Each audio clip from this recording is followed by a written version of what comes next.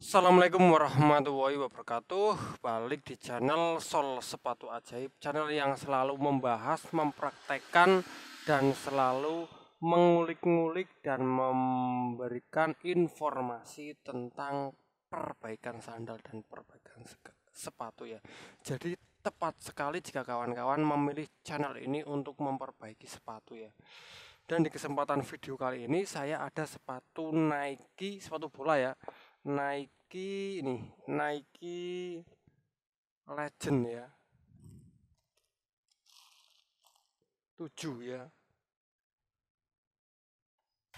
Terlalu silo ya. Ini Nike Tempo, ada tulisannya ya, ini ada nih tulisannya.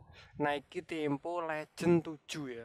Dan di sini sepatu ini sebenarnya minta diganti outsole, tapi kali ini saya tidak akan meng-share tentang gimana cara mengganti outsole-nya. Pasti kan sudah tahu. Di sini saya akan meng-share pengalaman tentang menjahit sepatu bola memakai senar raket. Ya, tentunya di sini yang akan saya bahas adalah menjahit sepatu bola memakai senar raket dengan cara yang kurang tepat ya, kawan-kawan. Makanya jika saya memberikan tutorial cara yang benar, cara yang kurang tepat gimana ya hasilnya seperti apa. Jadi itu bisa menjadi pertimbangan kawan-kawan nantinya kalau menjahit ya. Jadi kalau menjahit kurang tepat hasilnya akan seperti ini. Kalau kurang tepat itu menjahitnya caranya yang salah, itu yang kurang bagus itu seperti ini. Jadi nanti tahu ya. Makanya kita simak saja bareng-bareng di meja pengerjaan. Oke, ini sepatunya ya. Tujuan saya memberikan atau membuat video ini tuh bukan untuk menjelekkan salah satu tukang sol sepatu, itu bukan ya. Di sini kita hanya belajar bersama agar gimana cara menjahit kita itu benar ya. Gimana kalau kawan-kawan yang masih pemula atau yang masih menjahit sendiri itu bisa menjahit dan memangkas kesalahan ya.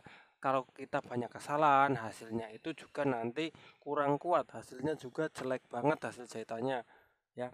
Makanya di sini saya selalu meng-share hal-hal yang membuat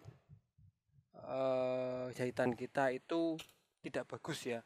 Hal-hal apa saja yang bisa membuat jahitan kita itu jelek atau jahitan kita itu kurang kuat ya. Dan ini adalah Nike Tempo Legend 7 ya, ini outsole-nya ya. Ini sudah dijahit ya memakai senar raket ya. Nanti akan saya bahas menjahitnya. Dan ini sebenarnya yang punya itu sudah membawakan outsole yang sedikit lebih mirip ya. Lebih mirip ya. Dari outsole belakang itu ya hampir mirip ya. Dari tipe-tipe lakukan ini hampir mirip, cuman di sini dia nggak ada logo centang Nike-nya ya. Dan nggak ada tulisannya apa-apa. Untuk bagian tengahnya ini beda, tapi bagian stud-studnya ini letak dan posisinya itu hampir sama ya.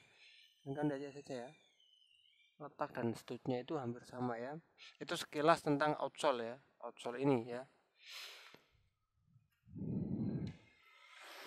Dan yang akan saya bahas ini sudah terlepas ya. Nah, yang saya bahas yang ini aja, yang masih ada outsole-nya ini sudah terlepas. Oke ya, santai, relax, dan saya akan menjelaskan tentang menjahit sepatu memakai senar raket. Ini benar-benar memakai senar raket ya. Kawan-kawan lihat sendiri, bentar.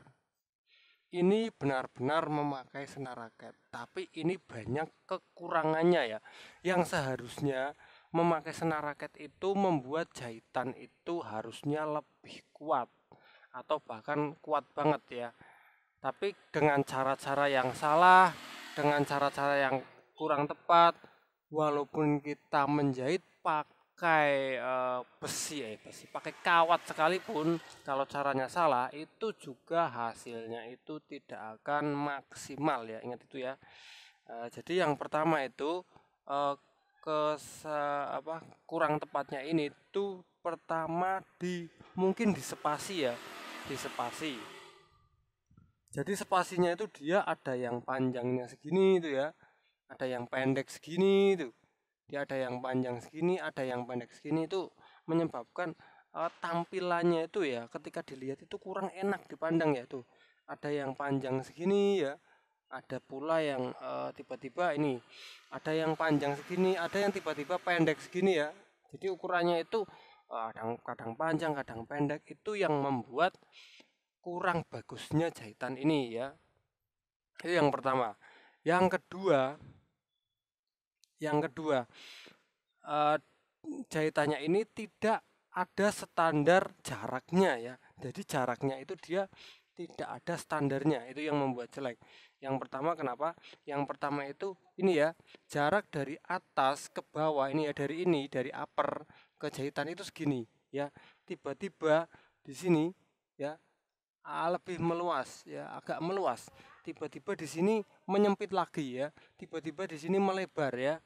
Nah, terus selanjutnya di sini malah lebih melebar banget ya. Nah, itu yang membuat sangat jeleknya jahitan kita nantinya kalau kita memakai cara yang seperti itu. Dan tiba-tiba di sini juga sangat melebar lagi ya. Nah, yang paling parah ini ya di sini. Ini di sini dia tiba-tiba nih ya. Tiba-tiba dia ke atas ya, menyempit. Lah, ya nggak tahu kenapa di sini melebar banget ya. Kenapa bagian sini dihindari ya? Kenapa ini malah melebar semakin ke tengah ya ini. Nah, ini membuat kurang profesionalnya kita ketika menjahit ya, dan hasilnya juga tampilannya akan pasti buruk banget. Nah, itu yang kedua. Yang kedua itu dari jarak. Yang pertama tadi dari spasi, yang kedua itu dari jarak. Nah, terus yang ketiga apa? Yang ketiga itu dari pembuatan jalan benang ya. Ini fatal banget, yang sering saya gembor-gemborkan ke kawan-kawan. Untuk menjahit sepatu bola itu kita harus membuat jalan benangnya memakai solder.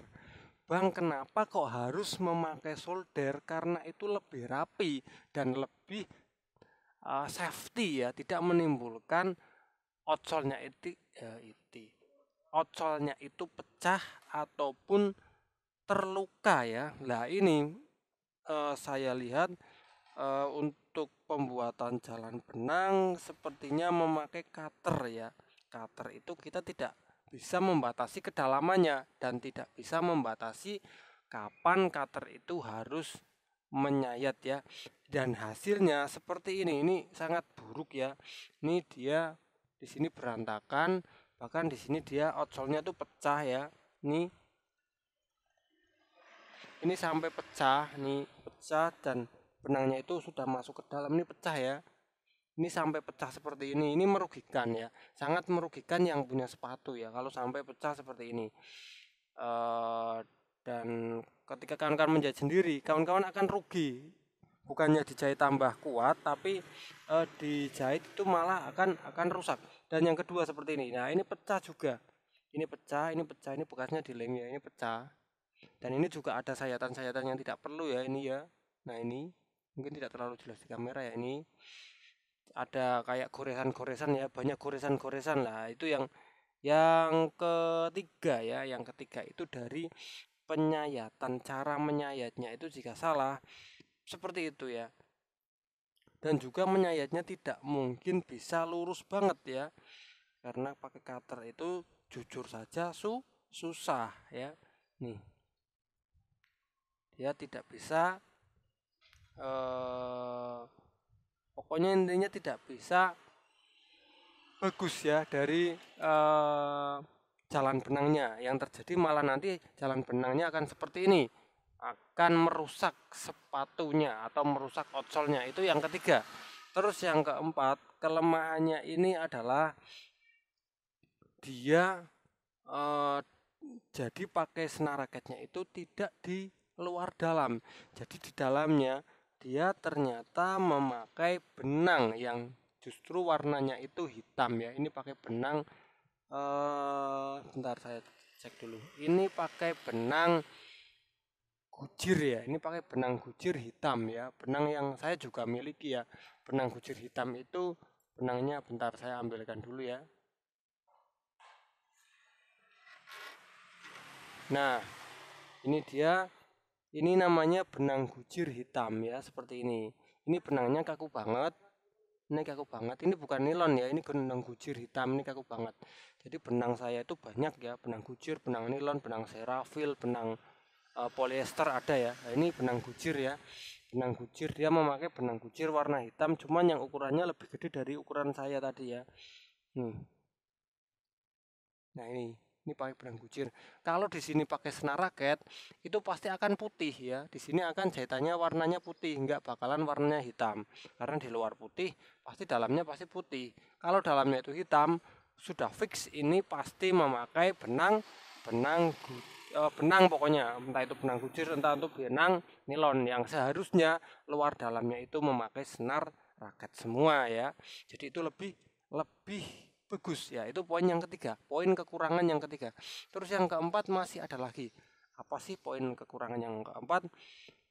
Kok keempat sih? Kelima apa? Oh, kelima ya. Poin kekurangan kalau tadi satu kan ini ya, satu dari jarak, kedua dari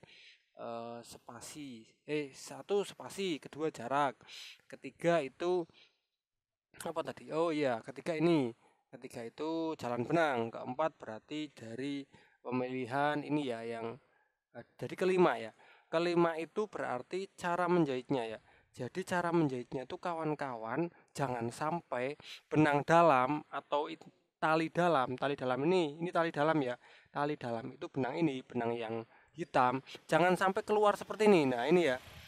Ini hitam-hitam ini kawan-kawan pasti nggak tahu. Hitam ini bukan noda ya. Hitam ini benang luar benang dalam yang hitam ini itu dia di luar tidak masuk dan ini akan menyebabkan jahitan kita sangat-sangat buruk dan kurang kuat ya. Ini ada hitam-hitam titik hitam ini sebenarnya apa?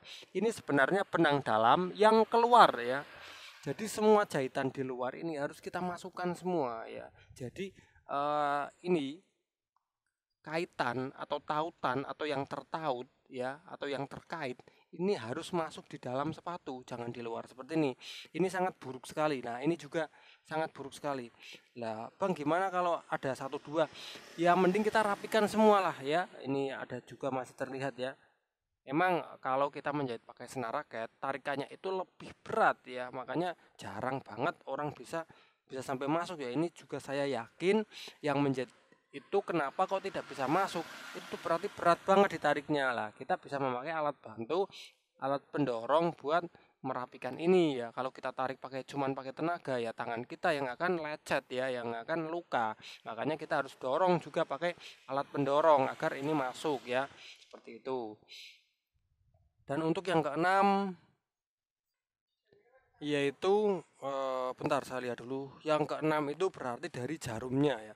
Saya yakin yang menjahit sepatu ini memakai jarum yang besar ya. Jarum yang besar itu jarum yang cantolannya itu gede ya. Di saya itu ada, bentar nanti saya bedakan ya jarum yang cantolannya besar sama jarum saya yang cantolannya kecil ya. Nanti saya bedakan, kayaknya saya ada stok juga jarum yang cantolannya gede. Tapi nggak saya pakai ya, ini cuman buat itu kawan-kawan ya, buat informasi aja ya, buat pengalaman atau buat kawan-kawan tahu saja ya. Ini jarum saya yang cantolannya kecil. Jadi cantolannya itu kecil banget di depan seperti ini ya. Dan jarak dari cantolan ke ujung jarum itu kecil yang menyebabkan yang menjadikan ketika kita menjahit seperti ini ketika menarik ataupun menggiol-giol jarum itu tidak merusak bagian ini ya. Jadi tidak seperti ini ya. Tidak rusak seperti ini.